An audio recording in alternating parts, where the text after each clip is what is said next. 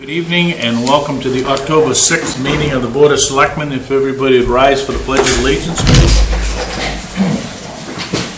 I pledge allegiance to the flag of the United States of America and to the republic for which it stands, one nation, under God, indivisible, with liberty and justice for all. Good evening and welcome. We have no hearings tonight. We do have a couple of announcements. We'd like to take this time to recognize the most recent departures from the Board of Selectmen. So if I could take both Tim Neill and Ted Doyle, we would, you guys can come up to the table here. We've got a small token of our appreciation for your years of service.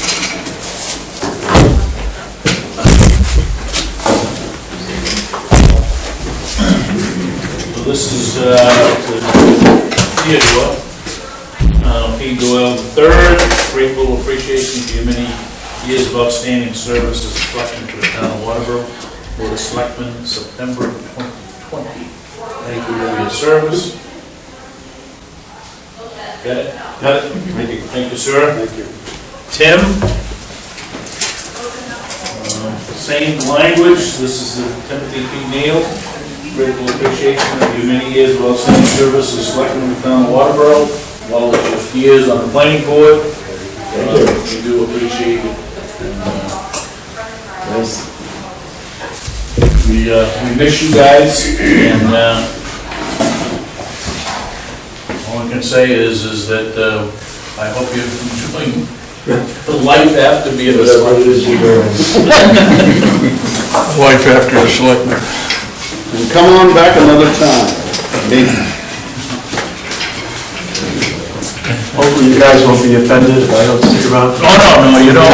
Certainly would be more than welcome. Thanks, Tim. Any additions or deletions to the agenda, Gary? I think we're all set there, right? We do have an appointment tonight. Dalyn is the executive director of Saco River Court Commission. A lot of people don't know too much about Saco River Corridor. Dalyn's here tonight to Dalyn, right? Dalyn. Yep. I know it's a hard name. So she's here tonight to give us a little bit of an overview, and we do have she has a slideshow, so the floor is yours. Well, thank you, sir. I appreciate that, and thank you to you all for your time and the invitation. Very happy to be here and just discuss a little bit about the commission, our mission, our purpose, our standards. If you could, this is some of the commissioners here that work to preserve our land and water quality within the corridor. Slide 2, please. So, in 1971, concerned citizens from the area, many of whom owned property in the Saco River corridor for many years, went to the Maine state legislature due to concern for incompatible development, overcrowding, and degradation to the water quality of the Saco, Ossipee, and Little Ossipee rivers. And so, the Maine state legislature passed an act to create the Saco River Environmental Advisory Committee in that year in order to investigate the need for added protections for the river basin. Citizens who had owned lands in the corridor adjacent to the river for many years wished to avoid seeing overcrowding and incompatible development take place along their beloved rivers. The Saco River is the most widely recreated river in Maine and also supplies drinking water to hundreds of thousands of people. Hundreds of hours were spent by volunteers, all of whom had concern for the future of the Saco River and its watershed, investigating both the geology and ecology of the river systems as well as the current development patterns in each of the 20 municipalities in the corridor. After 2 years of conducting research and many meetings, the original comprehensive plan for the future of the Saco River corridor was presented to the 106th Maine State Legislature. On the screen, the view from the valley is the original comprehensive plan that was submitted to the legislature. I'm happy to provide that to you all if you'd like. It has a lot of the original research done by the commission and explains why some of the regulations were set up the way they are. Slide 3, please. So in a letter written to the 106th Maine State Legislature in 1973, after 2 years of comprehensive research in the corridor, the chairman of the Saco River Corridor Association wrote, "We are deeply troubled by today's course of events, and we have been determined to find a method by which the Saco, Ossipee, and Little Ossipee rivers can remain the asset to our area that we have enjoyed as we have lived and worked here in the valley. The committee determined that existing local and state regulations, which would have included shoreline zoning, which was passed in 1971 before the Saco River Corridor Act, did not promote a comprehensive view of the cumulative effect of individual actions along the river, and they sought to propose and develop proposals for the river corridor as a whole. The chairman's letter concluded by stating, "We love our river, we fear for it. We hope our children and grandchildren can reap the same benefits from the river we have enjoyed. This report tells you our findings and our conclusions. We believe in our river and its future and hope you will join us in our effort to save this important resource." Slide 4, please. So as part of the discovery phase before the Saco River Corridor Act was actually established, a survey was sent out to all riverfront landowners in the corridor to determine how the local citizens felt about an extra set of land use standards to protect the rivers. The unusual amount of replies of 51% from the surveys indicated widespread concern for the future of the river. 71% of people replied that they use the river for fishing, swimming, or other recreational activities. Therefore, the owners consider their riverfront a valuable personal resource. When asked the question, do you think there should be land use controls to prevent overcrowding and to protect the various public and private interests, 88% of people, an overwhelming majority, said yes, they believe those controls are necessary. Next slide, please. The next question, for consistency, fairness, and efficiency, who should administer land controls, if any, brought the answer where 21% of people suggested a state agency, 34% a regional agency, 36% a local agency, and 9% made various combinations of those choices. So since 64% of people didn't want control solely in the hands of a local agency, and 79% didn't want controls at the state level purely, it was decided a quasi-state organization would be the best way to carry out these land use standards in order to have the standards administered by our own local community members who actually have a better understanding of what's happening in their towns and the needs of their own communities, but also maintain the autonomy and power of a state organization. The organization would also have a close relationship with local government while retaining the impartiality of a state agency. The Commission's goal is to work together with municipalities and all other community citizens for planned and responsible development to protect water quality and public health.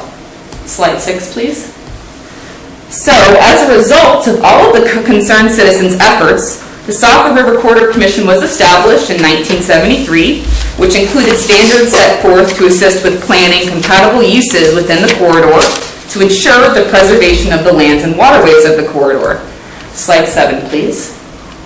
So the commission is made up of a board of volunteer members. There are 20 towns in the corridor, and you can see them all on the screen. Bridgeton is not one of them. Neither is Sebago or Arundel. But the towns, 20 towns are listed here, and they are along the Saco, Ossipee, and Little Ossipee River. So there are 2 members, commission members per town, 1 voting member and 1 alternate member.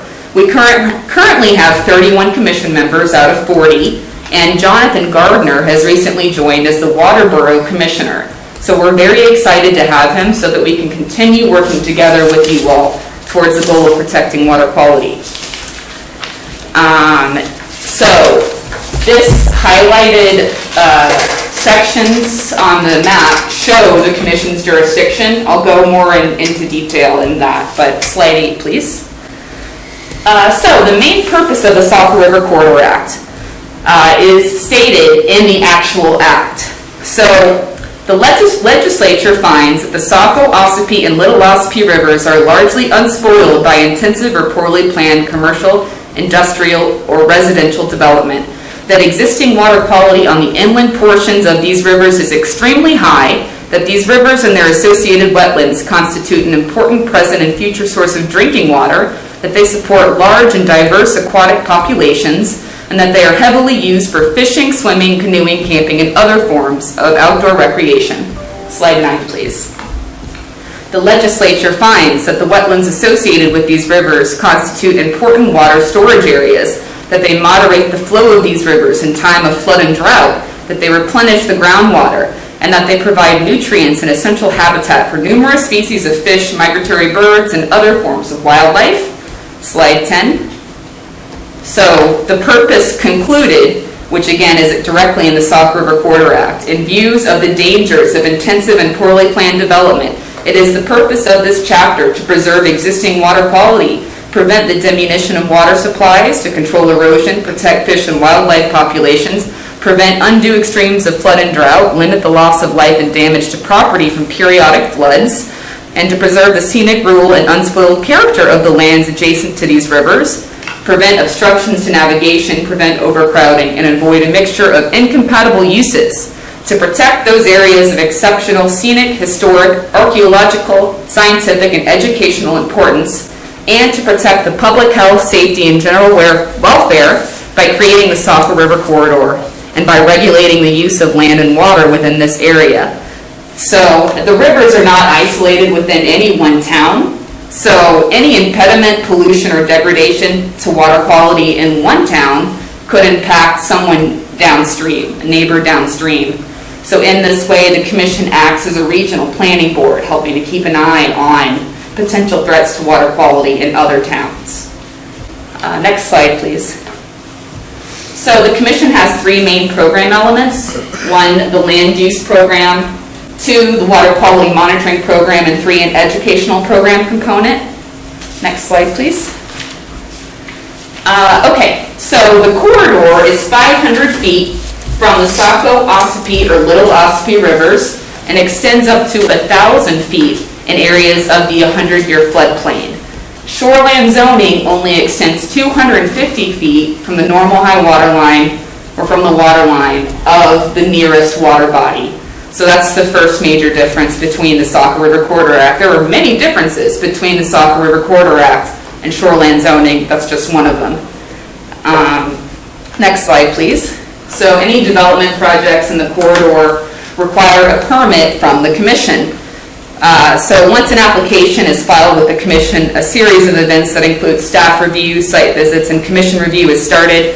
If the project is determined to comply with all applicable Commission standards, a permit is granted that remains valid for 2 years. After 2 years, if a project has been initiated or completed, a time extension on the original permit, if it hasn't been completed, you have to seek a time extension. Time extensions are valid for 2 years. Slide 14, please. So the review process undertaken by staff and volunteer commissioners is pretty extensive. Consideration is given to possible degradation of air and water quality, unreasonable, harmful alteration of wetlands, increased in erosion or sedimentation, danger of increased flood damage, obstruction of flood flow, damage to fish and wildlife habitat, spoliation of the scenic, rural, and open space character of the corridor, overcrowding, excessive noise, and obstruction to navigation are all standards that the Commission has. All aspects of Commission proceedings are open to the public. All meeting dates and times are listed on our website. Right now we're conducting Zoom meetings. You guys are welcome to join if you'd like to attend a meeting. Next slide, please.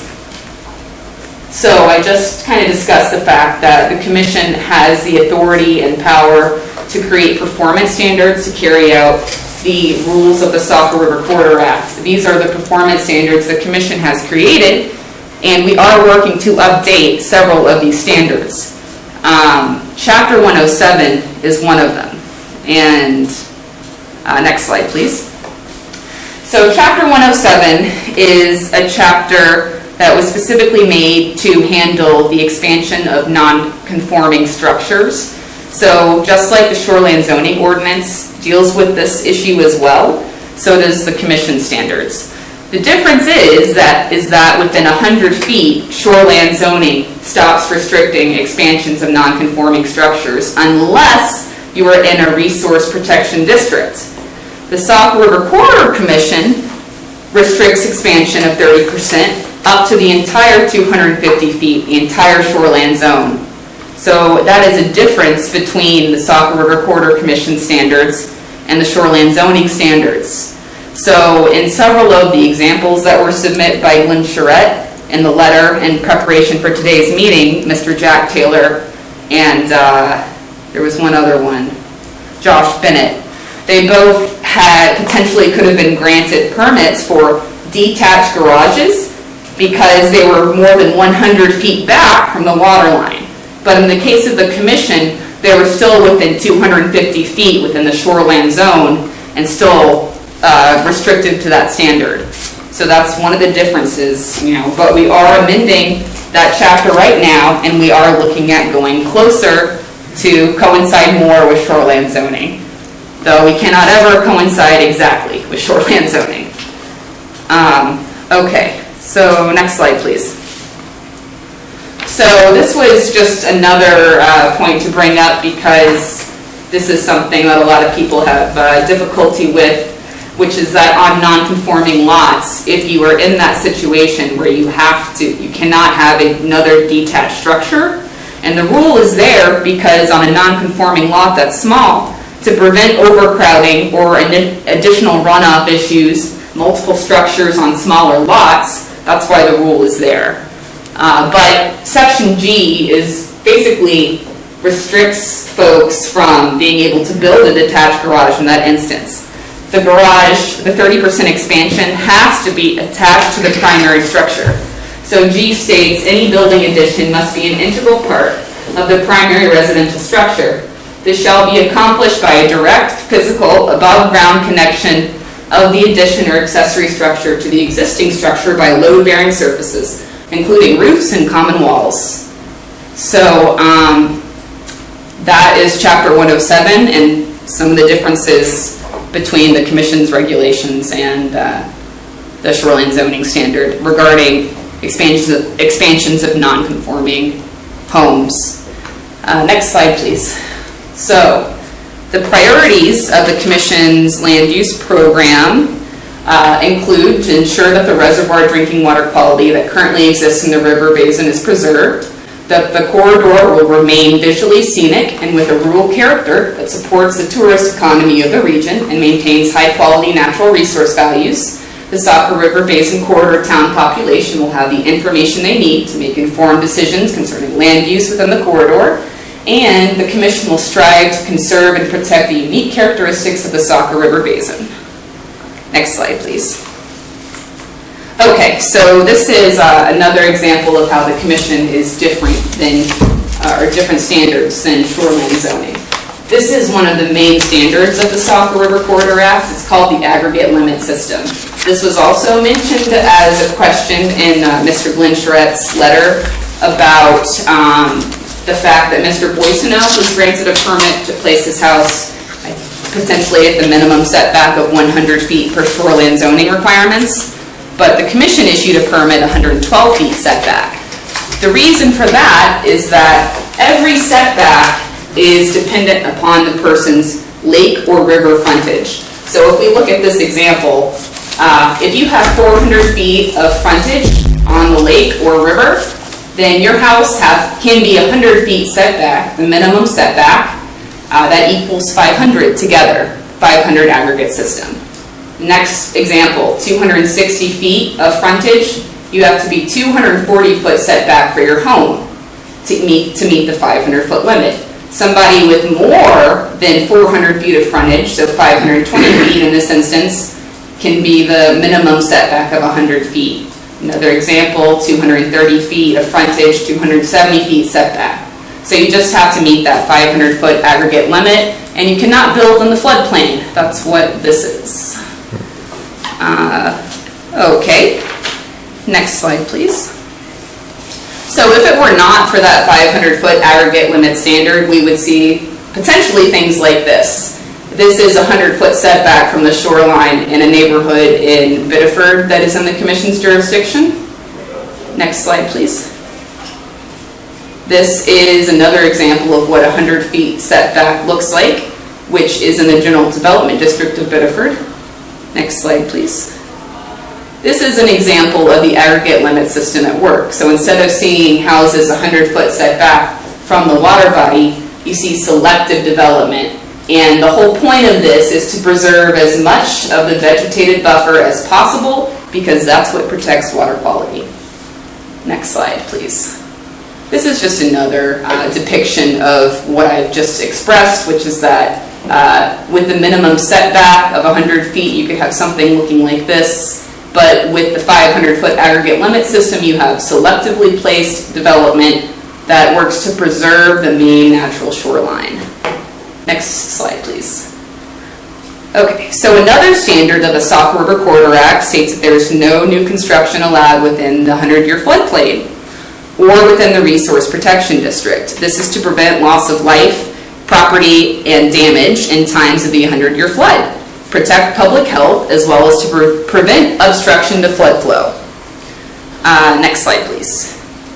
So this image shows an example of where a Resource Protection District would come into play, and that is when the 100-year floodplain extends past the Commission's 500-foot jurisdictional boundary. You can see that here. Here's the Commission's 500-foot jurisdictional boundary. There's the floodplain, the lighter shade. But where it comes out past the 500-foot mark and up to the 1,000-foot boundary, if it extends up to that 1,000-foot boundary, then that is a Resource Protection District because it's all floodplain. Okay, so the Act did establish 3 different districts, the Resource Protection District, the Limited Residential District, and the General Development District. All districts have different uses allowed by permit and or prohibited altogether. The Resource Protection District includes wetland areas or areas of the 100-year floodplain, as we just discussed, areas important to fish and wildlife habitat, but new residential or commercial construction is not allowed.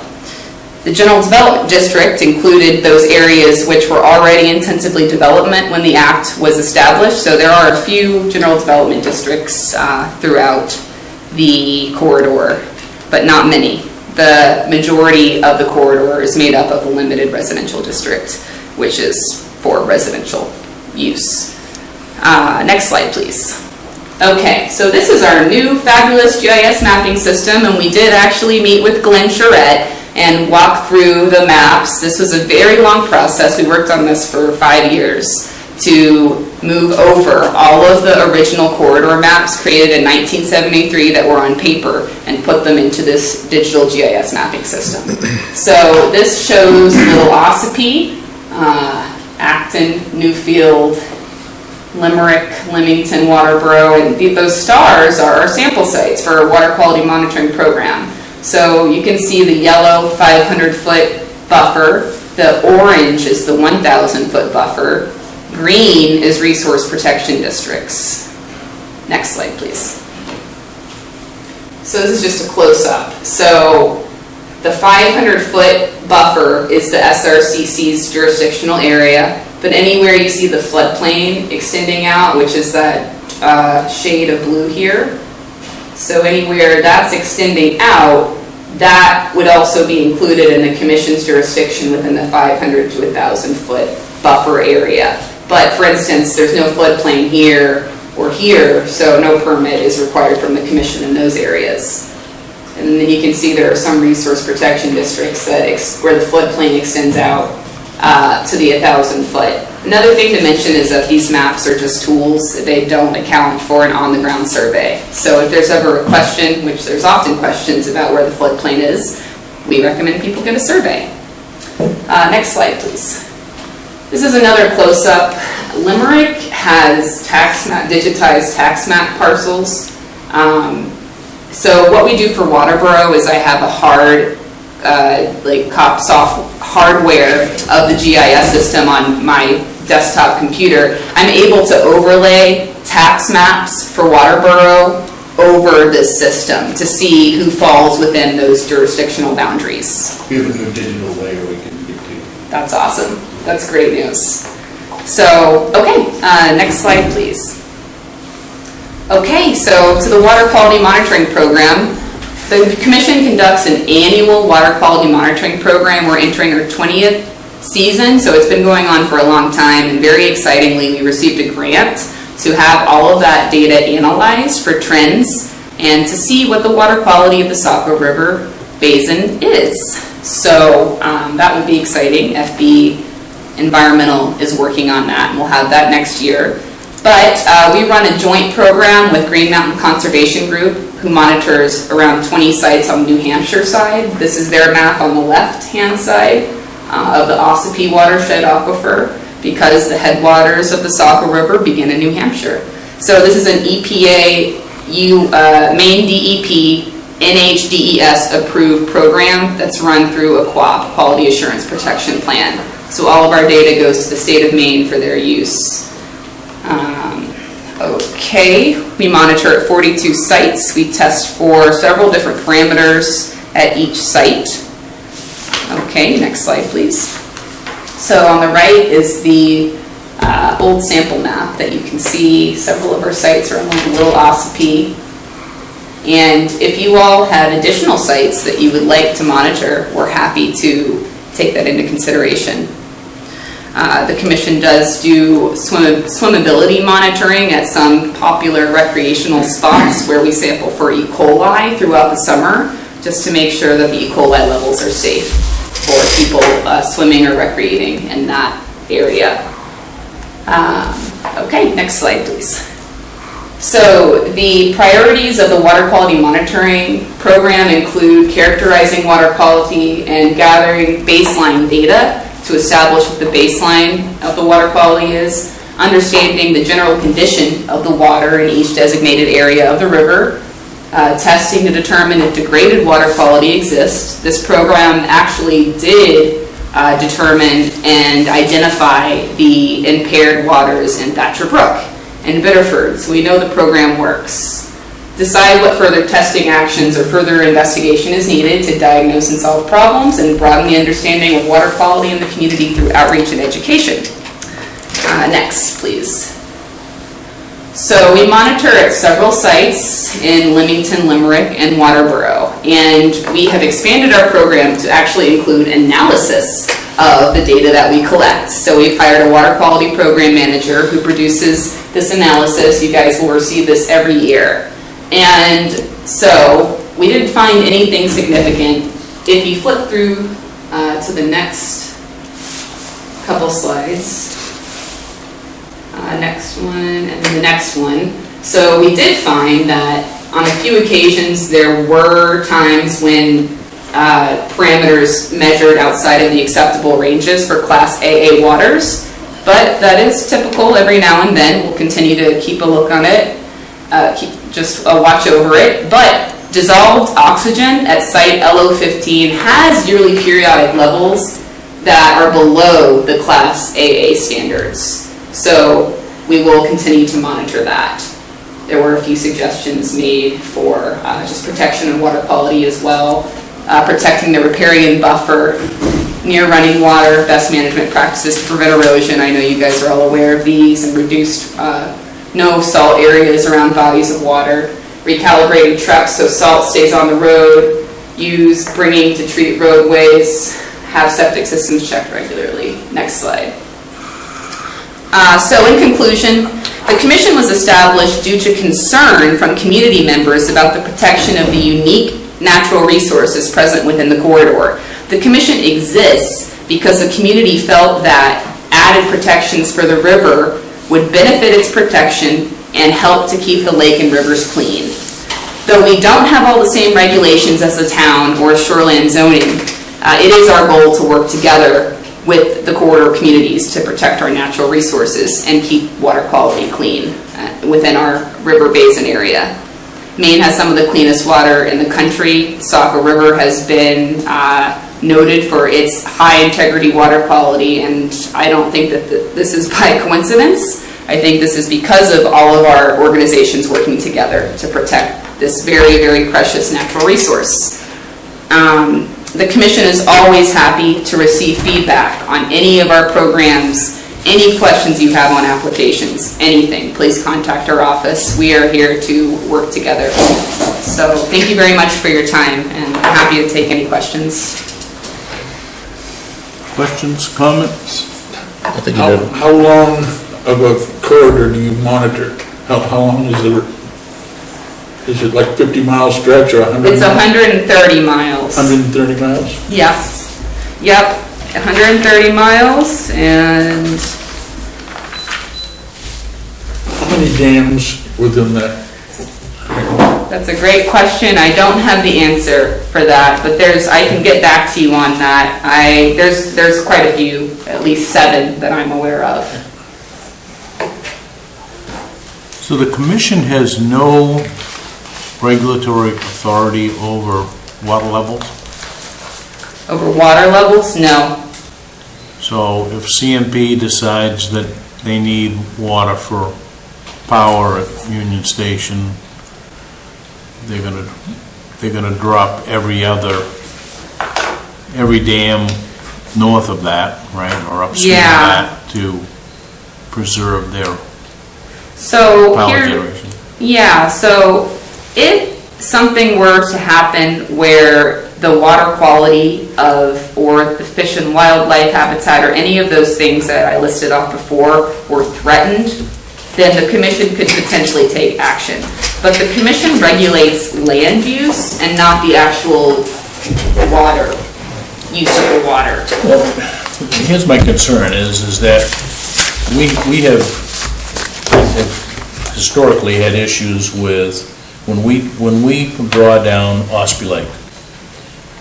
If we draw it down below where, for maintenance of, say, the boat launch or whatever the case may be, the DEP has some influence over that because of the habitat that we are affecting, okay, or the fish habitat, right? I would think that would have the same reaction. I mean, I know recently, and of course, you know, we're in a drought nature, but Yes. when you look at how low the Saco River has been through the Buxton, Hollis, North area, I mean, it's significant. Yep. So I'm just wondering if, you know, is someone concerned with what habitat is being affected because of the low water levels? Yeah, we're definitely concerned about it. It's just a matter of having the standards to deal with something like that. And as I understand it, the commission regulates land use and not water, not the actual water within the rivers. But it's a great question to consider, and I certainly will bring it up to the commission. You can't have standards for a drought. I mean, you can't fix No, that. but this isn't really driven by the drought, it's driven by someone managing the water level, right? So, and I understand that the reason that they're managing the water level is because of the drought, okay? But the fact of the matter is that somebody's consciously determining the water levels, okay? So that should or would have an impact, I would think, on the upstream. To a certain distance, yeah, until it stops building up in the environment. Right. I mean, the concern, you know, and I guess the other concern is we're now, you know, you're talking about 1973 standards, right? You know, we had our zoning ordinance was established in 1977. Lake Arrowhead development was approved by the DEP in 1968, 69, so it was there long before Saco River Corridor and the town of Waterboro zoning ordinance. So there are some inherent things that they're allowed to do there because of the approval. I'm just curious as to, here we are so many years removed now, and we do have certainly a higher degree of knowledge today. We've taken what pollutants have been on the river, like Rogers 5 or some of those places, out. So I guess my question is what is the ongoing basis that drives the differences between shoreland zoning and the corridor commission? I mean, is there, and I hate to use this word science behind that, but what is the criteria to say, oh no, we have to have 250, whereas shoreland zoning, which has been many, many years coming to revise shoreland zoning, finally happened after how many years, right? It's always under revision. Oh yeah, it's always under revision, but what I don't see is that the corridor commission's requirements aren't necessarily always under revision. You don't see any changes, right? So if what's good for the goose is good for the gander, I would guess that, you know, if the state is making changes to shoreland zoning, why isn't the commission making similar, might not be exactly the same, but similar revisions to shoreland zoning, or their zoning? Well, the answer is that we are making revisions to our standards that would coincide more closely with shoreland zoning in some instances. But the reason why we can't have standards that match up exactly with shoreland zoning is because it's just a different law. And the commission can't create performance standards that conflict with the actual Saco River Corridor Act that was created by the Maine state legislature. But you're the only corridor commission that it's left, right? I actually I'm not aware of the fact that there were other corridor commissions. There were multiple corridor commissions that Yep. are now all lost funding or requirements or whatever. Saco River Corridor has been continued to be funded a bit by the state and whatnot, and it's predominantly out of the, you know, the folks towards the coast, right? You know, the Bedford-Saco area, and that influence, that political influence, has kept certainly the funding in place. But I think that it's the only corridor commission that is still active in the state of Maine, right? It's the one I know of, but And I thought that there had been, and maybe I'm wrong, but I thought over the years there had been other corridor commissions that were active. I looked into that and I was unable to find anything that said that there were other corridor commissions. I know of one other corridor commission in the state of Maine. It's for the St. Croix River. If that's true, that's just more fuel for the fire, that there's a reason why the Saco River Corridor Commission is still here. It's to protect this unique resource that we have in our backyards.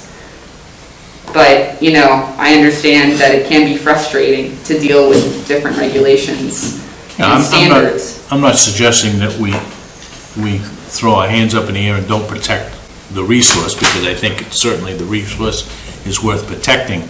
But, you know, there comes a point where what we're doing for shoreland zoning, is that more than enough to protect the resources, okay? I guess I've referred to this a couple of times. Is it like swatting flies with a sledgehammer? You know, because of the regulations for the Corridor Commission, that much more than what shoreland zoning is, and is that really a requirement? I guess that's So yeah, the answer is that it is a requirement if you want the ultimate protection of these resources, because the science behind the Commission's main standard, that 500-foot aggregate limit rule, is that there's been no determined exact foot requirement for vegetative buffers to determine to what degree that is protecting water quality from runoff or development concerns. So some people say 100 feet, some people say 250 feet, some people say 500 feet. So the more of a vegetative buffer that you can have, the better off you're going to be. And so that's why keeping the commission standards along with shoreland zoning. But the commission standards are 1973 standards, basically. No, they've been updated since then several times. I understand, but Yeah. I don't think that they've been lessened, right? I mean, I don't think that there's anything that has been reduced over those years. They might have been updated, and whatnot. And Last I'm not year we- suggesting that they weren't Yeah. updated, but Yep, we're still working, the basis of all of those Saco River Quarter Commission requirements or regulations really go back to the 70s. well, the last time the Saco River Quarter Act was updated, I believe was in, I know there was an update in 95 and then in 2000, I can't remember the last time. But it has been updated at the state legislative level, so if they, they had an opportunity to change it entirely, to change it to match with shoreline zoning, but they decided not to, because they wanted that added protection that the Saco River Corridor Act affords. The legislature wanted that action.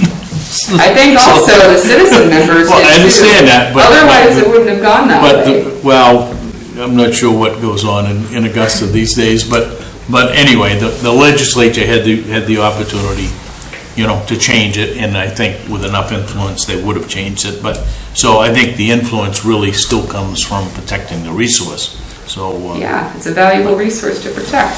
But we did update Chapter 107 last year, along with another one of our performance standards. So, it's my second year into this position now. I took over for somebody who did this job for 20 years.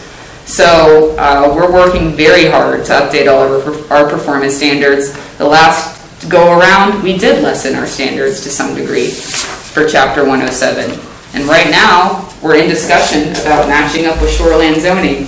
The last thing that we want to do is put more stringent requirements than what already exists. We want to work with the municipalities. We understand, the differences are problematic sometimes. Gary? So can shoreline zoning and shoreline zoning enforcement get good enough throughout the district so that we could at some point in time in the future match the 250? Do you think the resource could be protected as much or as well as your 500 now?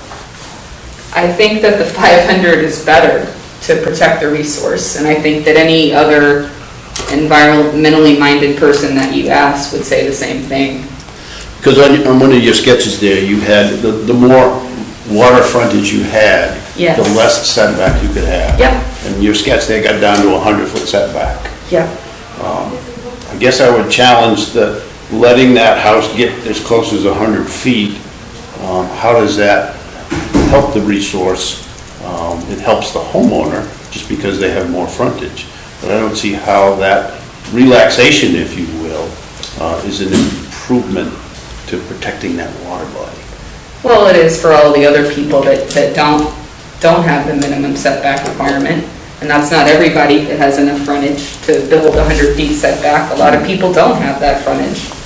So it still is more protective overall. So how do you see the towns working together with you folks throughout your district, not just us, to get to a better place, if you will? Well, we've already been doing that and since I've started the position, and we've already gotten to a better place with a lot of the towns that we work with. So certainly hope that for Waterboro. And basically what it means is just working together to the best of our abilities. You have to understand that we're not ever going to have the same standards that the town will. It's not possible. But we can work together to try to make the standards work for everybody.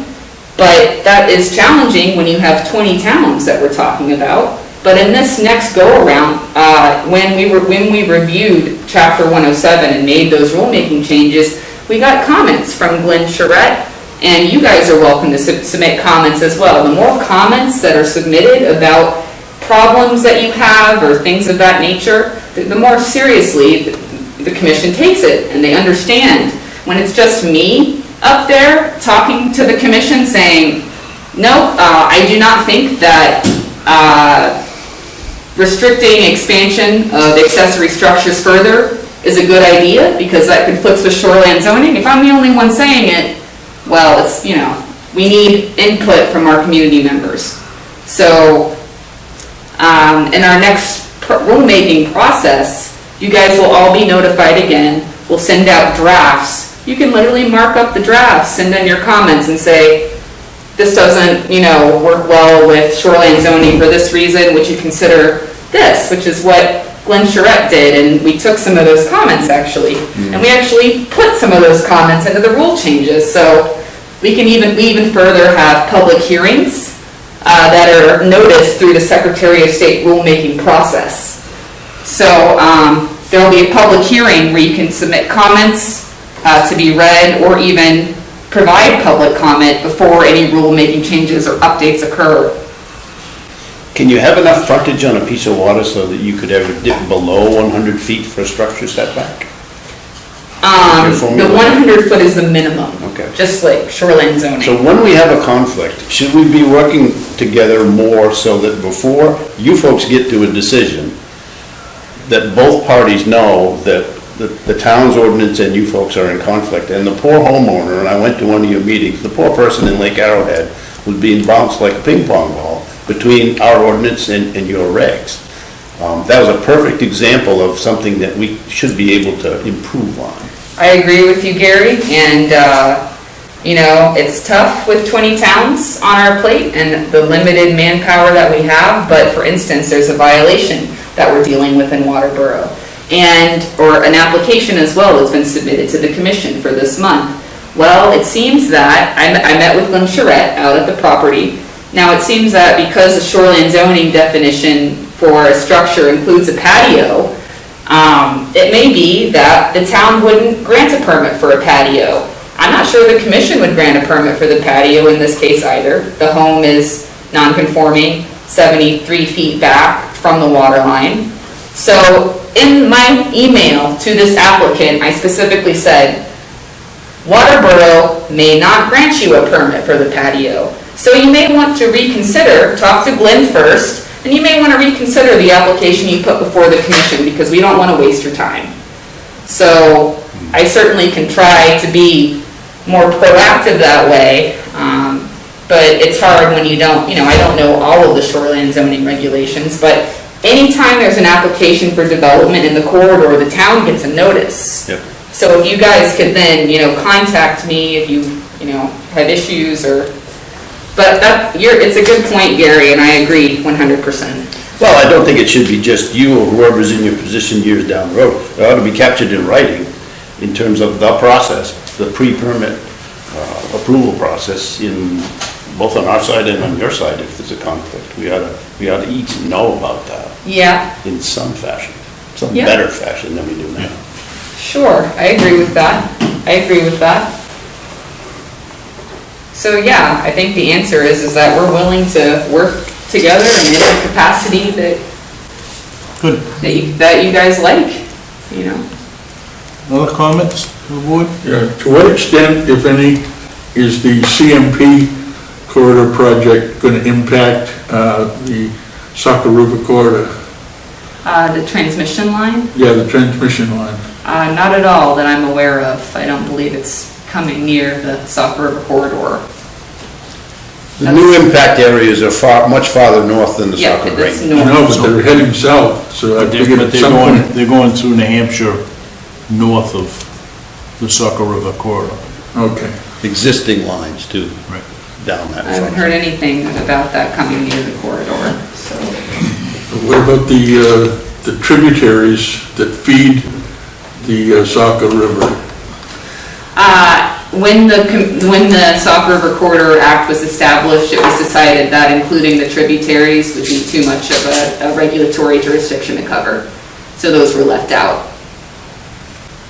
Yeah, and there was a significant discussion point about including Ospey Lake, which is not part of the Corridor Commission's authority. It starts after the bridge, or after the dam.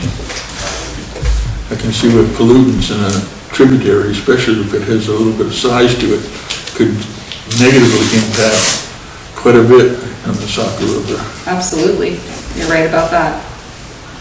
But if that were to occur, we could contact the DEP and get their involvement.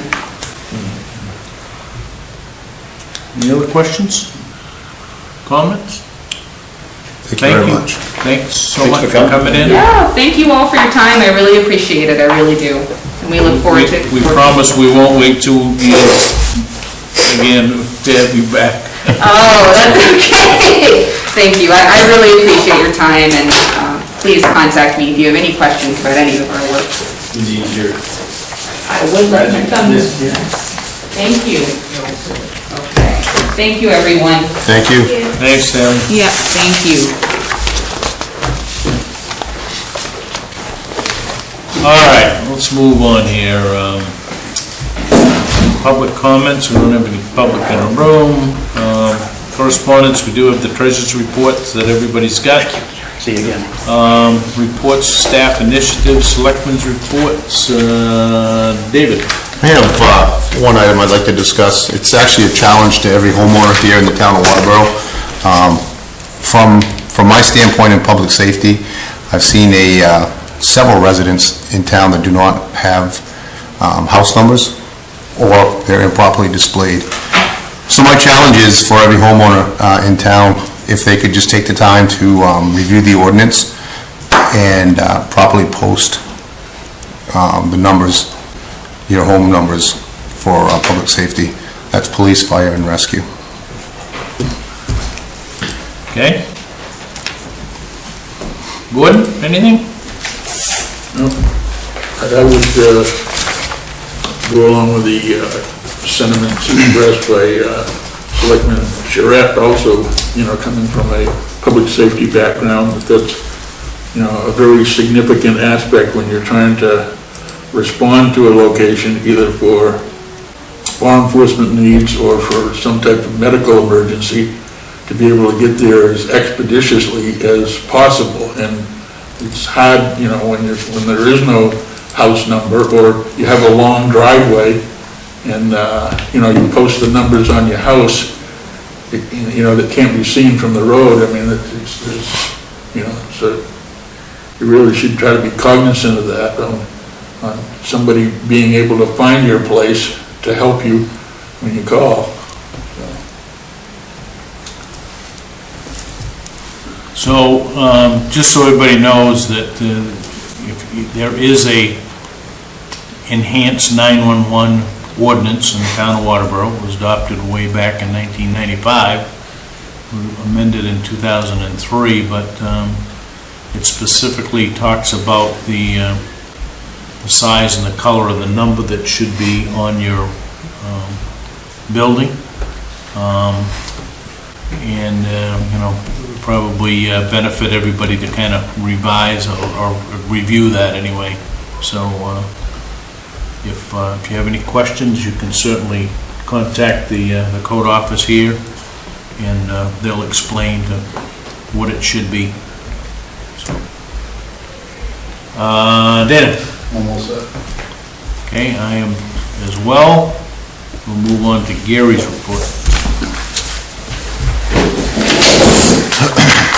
Thank you, Mr. Chairman. Let's talk about elections first. I have a draft ballot in my hand here. The selectmen received this tonight. We have a single-page ballot going on in this election, double-sided, and you can come and vote now.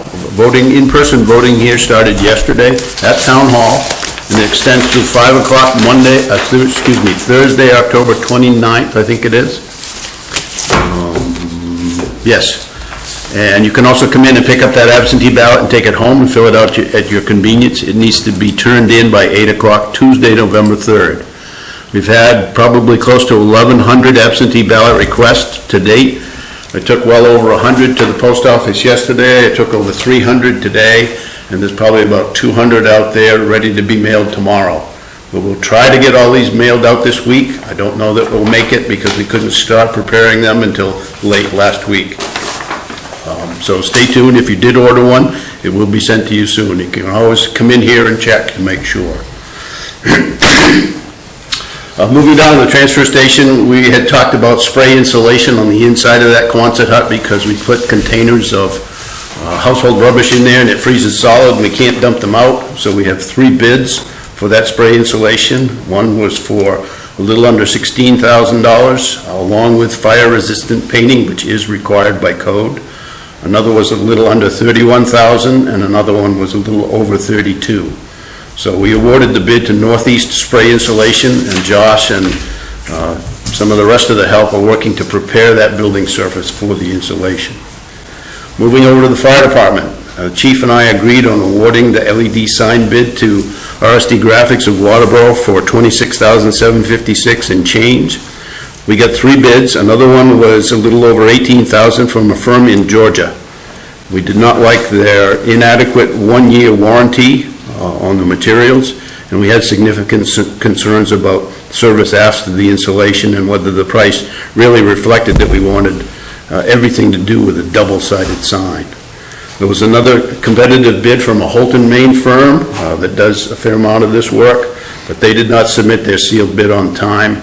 And we thought the best bang for the buck would be a local vendor, especially concerning service down the road. Staying with the fire department, our ladder truck essentially has done its job with the town. It's out of service permanently. We made that judgment because when it breaks down, going to the garage for repairs, and you can't even get it there, it's time to take it out of service. So until we get that new ladder truck, which is ordered, it is in process, but it'll be springtime, we're going to rely on the good graces of our mutual aid neighbors for a ladder truck dispatching. A disappointing result on a job announcement for our Public Works position number 4. We only got 1 application for that, which was surprising and disappointing. So I guess we're going to have to go out again and maybe do something more than the usual advertising that we did. Little Ossipee Lake, switching over to the lake here, get your boat out of the lake this weekend if you need to use the boat launch. Chris Broussard has started to draw it down considerably already, and you just need to be careful if you do use the boat launch the rest of this week and this weekend to make sure you don't drop your wheels off the cement piles out there, because it can happen. We're going down an extra foot this year on our 5-year swing. And since the governor released stage 4 of reopening the state today, I wanted to read a few things. This is be all over the news this evening, but I wanted to read just a few excerpts for the reopening according to the governor's announcement today. The stage 4 announcement increases limits on indoor seating to 50% capacity of the permitted occupancy, or 100 people, whichever is less. This executive order also further strengthens the state's face covering mandate by requiring that a broader set of entities, such as private schools and municipal buildings, ensure that employees and people in their buildings adhere to this critical health measure. They're using a lot of words in there to say that essentially everybody needs to mask up. I wish they'd come right out and say it in a little more clarity, but so be it. Businesses and organizations that serve people through seated activities such as indoor dining, religious gatherings, and movie theaters will be permitted to operate at 50% of their capacity, again with a maximum of 100 people. The outdoor gathering limit remains at 100 people. And the good news is that the state of Maine, adjusted for population, is 2nd lowest in the nation in terms of positive cases, 4th lowest in the nation in terms of death, and lowest in terms of patients ever hospitalized out of the 36 states reporting. So those are good things that are happening in the COVID world, even though we're in York County. And the only other thing I would say at the last minute here, Laura printed out the list of equipment rental rates. You have that in front of you. That's for 2 weeks from tonight, but I wanted to give it to you early so you could have a chance to look at that. And that's it from me, Mr. Chairman. Okay. Any questions, comments? I take us back to the transfer station. Yep. We got the 3 bids. One of them is like completely off the chart compared to the other 2. In terms of low, Yeah.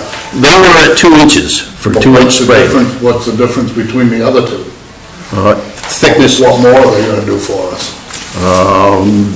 the 32,000 was, I think, a 5-inch thickness, and we don't feel we need that. And the Anderson was 30,800 for a 3-inch layer. So if we put it out to bid for 1 at 2 inches, we should have it out for all 3 at 2 inches, correct? I don't think we put it out to bid for a specific inch. That might have been our fall down here. Well, I just don't, I mean, myself personally, I don't feel that it's fair for the other 2 guys to be bidding it for 5 inches and one guy bidding it for 2 and he gets the bid. How do you know the one for 32,000 wouldn't be 14,000 if he was at 2 inches? That's a fair question. Let me look into it and get back to you. I don't have the bid specs in front of me. I think there were some discussions relative to reducing the thickness, but I'm not sure what those came out as. I'll look into the But bid spec. I think you're right. When we bid it, we did not bid thickness. Would we have an inadequate RFP going up? Well, we didn't, we specified that it was gonna be spray insulation. We didn't spray, I don't think we talked about the thickness of what it was. There's a code requirement that it gets painted over the spray insulation. Check that and get back to you. Thank you.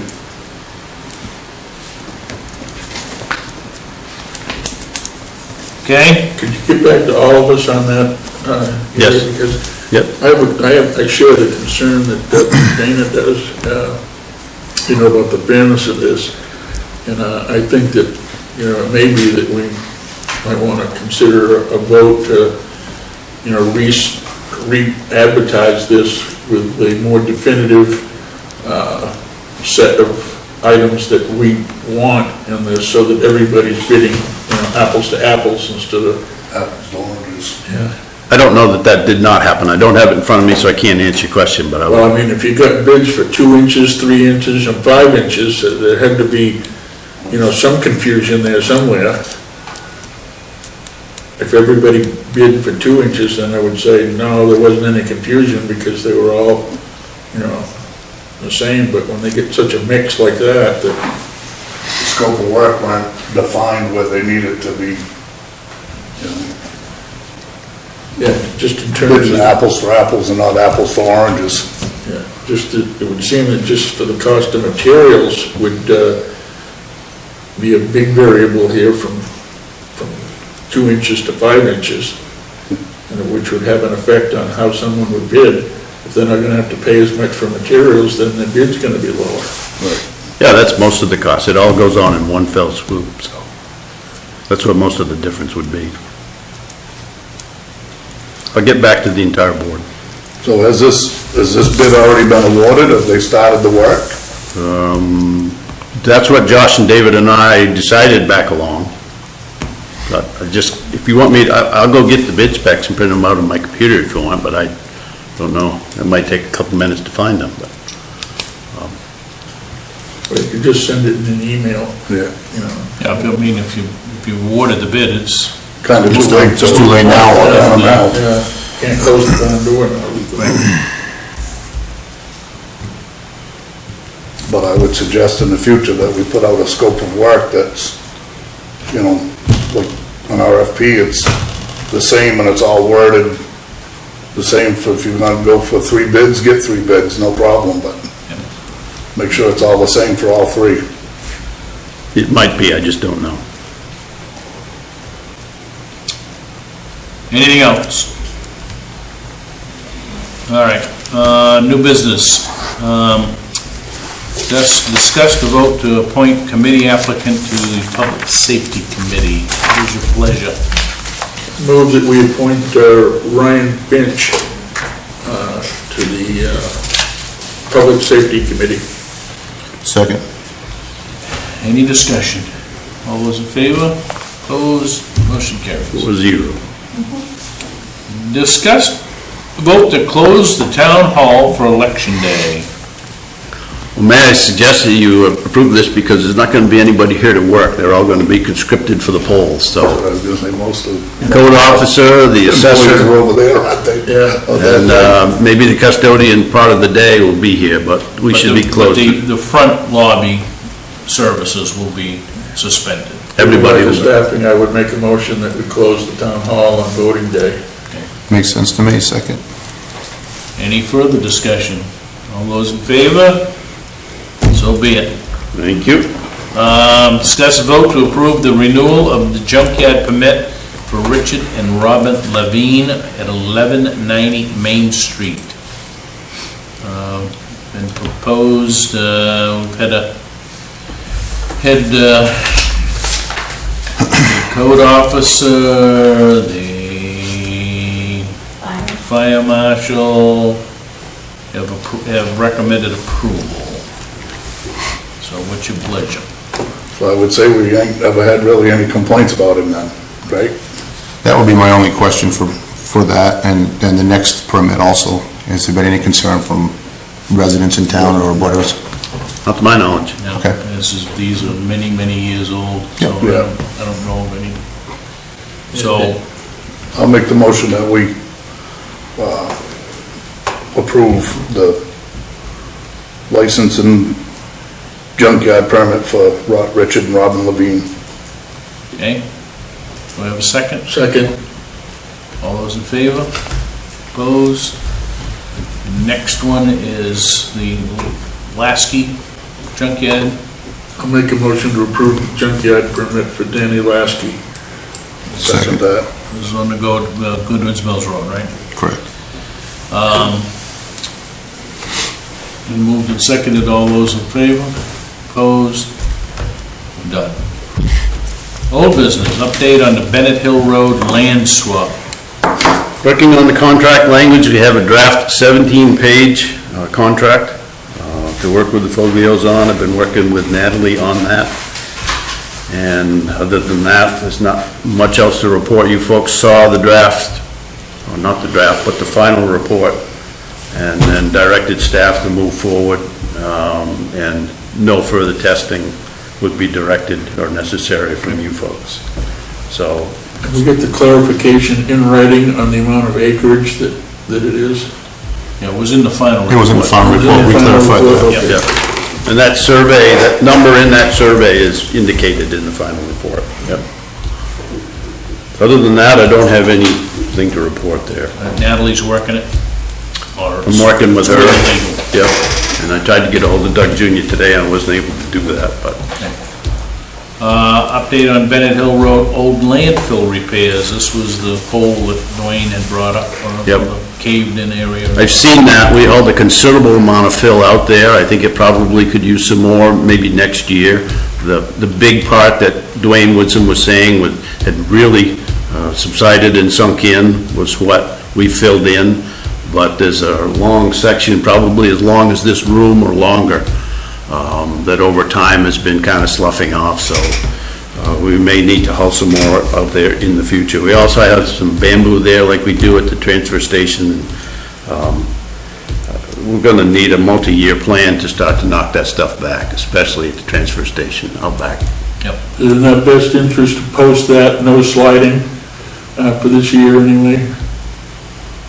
Well, I don't think you'd need to. I mean, the bump there isn't dangerous. It's kind of a low, probably be pretty good on a sled, actually. I don't think that would be, I personally don't think. It's that would be not, it's necessary. not deep, it's not a I'm sharp not worried dip. about somebody going over the bump, that probably would be fun, but I'm worried about somebody going down into a hole that, collapses there. I would say that's not an issue now with what we've hauled in there. Okay. It's a pretty little, a gentle dip now, if you will, left behind. Okay. Update on Little Osprey Lake maintenance. I presume that's reference to the dam. Yeah, I was on vacation, so it's my fault that a lot of these here don't have a whole lot of information to put on, but Laura did her job putting them on, the ordinance to keep them going. We talked about this at the last meeting. The erosion control, taking the guardrail off, and then possibly some fencing and other removal of material in and around the dam structure itself underwater. Okay. Those things are underway. And also, really nothing new at all to report on item D, the parking ordinance tow-away zones, unless you folks want to give me your thoughts on. We had a workshop next Tuesday night, correct, on the thing. Can we take maybe 10 minutes or 15 minutes, or whatever it takes, to have that discussion of whether or not we pull no parking signs and put in tow-away signs instead of...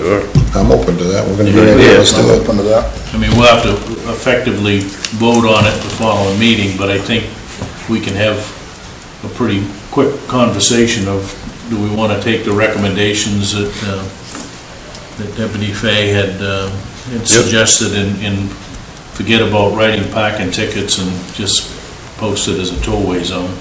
I think it makes sense. Comprehensive plan, I asked that this be put on. I think we've been several years now since we've had any real significant discussion relative to what's going on with the active, the task list that was generated out of that. The most of that information really kind of stimulated the community development building, or community building, or whatnot. So, you know, and certainly given the pandemic, that kind of has slouched off a little, but there are a number of things here that I think Lee, Jay, and Gary and us had talked about that, you know, maybe the planning board needs to dust off some of the stuff that was under their responsibilities and whatnot. So more so to get this back on the agenda and start to at least talk about it. I think ultimately we'll need some sort of a workshop or session that we just go through it again and make sure that what's been done is done, and you know what new items have to be worked on, or what's the next thing to be listed.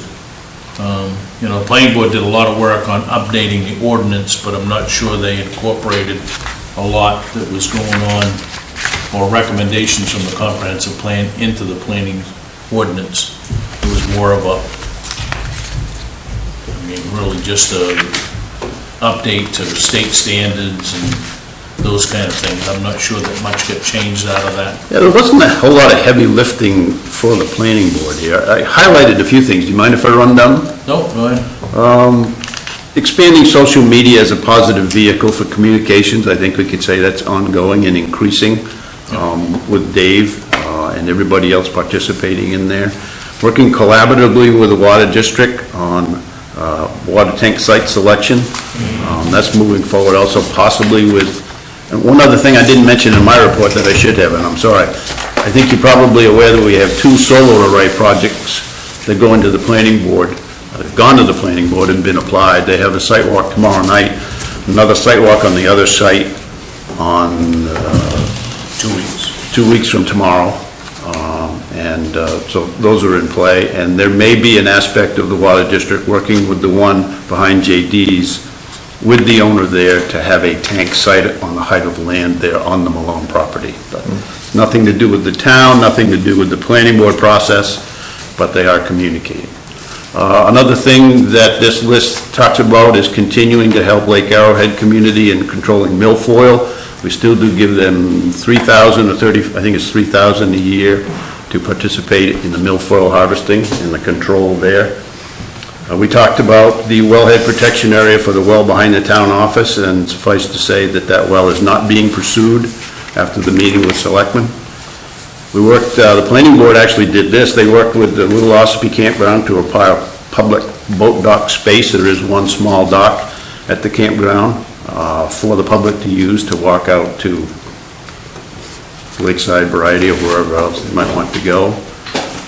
Digital footprint, I think, again, going with social media has increased. We've redone our website in a very substantial way, thanks to Dave and Revise, the contractor that we used, or that he used for that. Our GIS tax map has been done so in digital fashion, and more infrastructure planning for broadband and wireless, I would say that's ongoing. Community center facility. Remember, we have 2 designs, 2 options, I should say, draft designs on nice boards in my office, and up until COVID hit, that committee was moving forward, and we would have already had public meetings with citizens, probably in this room or a bigger venue, to get their thoughts on that. I think it's wise that that whole effort stop until COVID is over. It's very unfortunate. We've lost our chairman to that committee as well. It was decided that she does not want to continue there. County and regional EMT, fire, and law enforcement. Ultimately, we'll lose a year on that whole effort, right? I mean, I don't see us getting back into something until, you know, probably spring, if not the start of summer next year with those kind of meetings, but, All depends on pandemic. I Right. think we can't ask people to have serious consideration for a big project like that when we're going through this. Right. EMT fire, law enforcement activities, active participation, I think you could say that especially our fire and EMT participate well. Our contract deputies are involved with the county, so that's inherent there. And those are all the things I had highlighted. yeah, I think a big piece of what we really kind of need to scrub here is, there was a lot of stuff that was teed up for the Economic Development Committee. Yeah. And unfortunately, I think we need to make an effort to see if we can resurrect that. I mean, there was a whole bunch of things here that talked about, trying to refocus and get people, businesses together and whatnot. And again, given the pandemic, we're not gonna hold a business forum or anything like that, but I think that they at least need to, and there were some things that were done by the Economic Development Committee until it kind of ran out of steam, but so I just want to make sure that we don't, and if we have to go back, this was a condensed down report, right, from a whole bunch of stuff. Yes. Maybe at some point in time we resurrect some of those lower priorities that we had, but we need to keep this, and it's been now 5 years since the 2020 and the comprehensive plan was approved, and we said that we weren't going to put that comprehensive plan on the shelf and not do anything with it, and I think we've made a lot of changes because of that, but we need to pay attention to some of those things, and we're probably 3, 4, 5 years away from resurrecting the committee to start looking at that again. So I think what we don't want to miss out on is the next wave of potential development coming into this town and saying, well, we're not ready again, because I think that there were some things that were identified that we need to make sure that we're proactive in doing instead of reactive in doing. So. And the document itself could use a good washing, because we list our own chamber, Waterboro Association of Businesses, and they are defunct, so. Right. A few other things that name changes and could clean it up. So it's in your packet, we can take a look at it. I would suggest that all of the comprehensive plan chapters are on the website. You can pull those up and start to look at.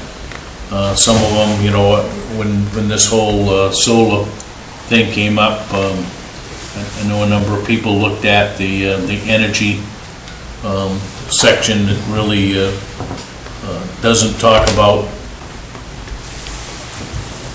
controlling or influencing those projects that might come to town. It's more oriented of, well, should the town be getting into, renewable energy and whatnot, so. But there's a lot of stuff in each one of those chapters that I think is still ripe for picking if we want to focus on it, so. Mr. Chairman? Yeah. I think that we probably, as a board or whatever, should make a more concerted effort, or at least a better effort, to educate the people, because I'll be quite honest with you, I've reached a level of frustration in trying to implement things on the comprehensive plan, because we sit here, and discuss this, or we have our workshops and discuss stuff and bring stuff forward, and it just gets voted down, and we're struck with a lot of negativity, surrounding anything. It's viewed like the Board of Selectmen just wants to spend tax dollars, and so there's a misinformation that goes out there, and it is frustrating to sort of beat your head against the wall, and so I think. Oh, I don't disagree, Gordon, and I think it does get frustrating, and a part of this was, hey, how do we communicate better with the community? And I think we've done a lot of that. Unfortunately, I think we ran out of gas here when the pandemic hit, because we really at the whim of, having public hearings and those kind of things that could add to that. But I agree with you 100%. We need to find in coming out of this, let's all hope and pray that we're coming out of this pandemic here in the next, 4 to 6 months. But I think there's got to be a way that we continue to communicate with the townspeople too. Facebook is busier. I don't use that all that much. Dave does a good job taking some of my emails and punching them onto Facebook for the public, and I appreciate that. Laura participates, heavily more behind the scenes in communication as well, so it's a team effort. I would like to think I could write a regular column for the Reporter, but I don't seem to be able to find the time to do that, and I don't really think it's my job to produce a finished product for that. I would think that a representative from Waterboro, could be, just like the other communities in the Reporter, could have that responsibility. And this right here, what I've just been reading, could easily, with some more adjectives and adverbs, be gussied right up into something that's newspaper ready. Where are the solar arrays going to be erected? I know there's a lot of confusion, particularly on, what's happening in Waterboro Facebook page about exactly where those are going to be, and there's, a lot of stuff being bandied back and forth, and it's going to interfere with ATV trails and so forth. And I know that I've seen where Angela from Codes has, been trying to intercede, a little bit to try to clear up some of this. And, there's a guy on there who wanted to know how much it's going to cost the town for the solar arrays, and I put in there and said, it's not going to cost us anything. This is a private company.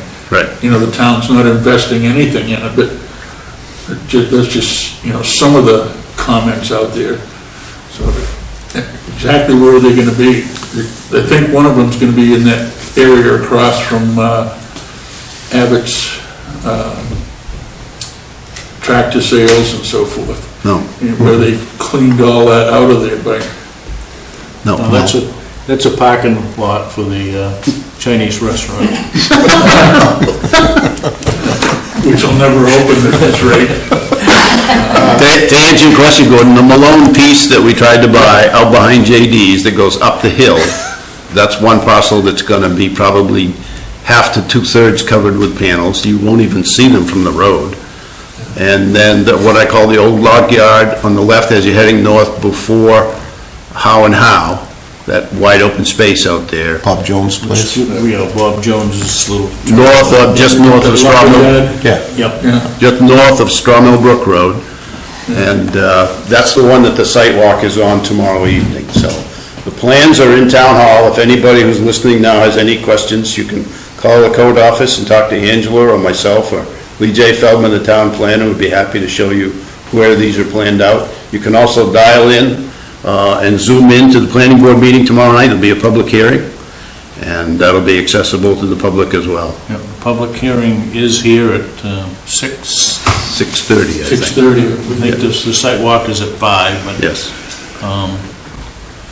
And anybody, we need to control how many people are in the room, but certainly if people want to show up. But I think you're right, there's a lot of misinformation that runs around, and I have to give Angela credit. I think she tries to jump into some of those Facebook conversations to say, no, that's...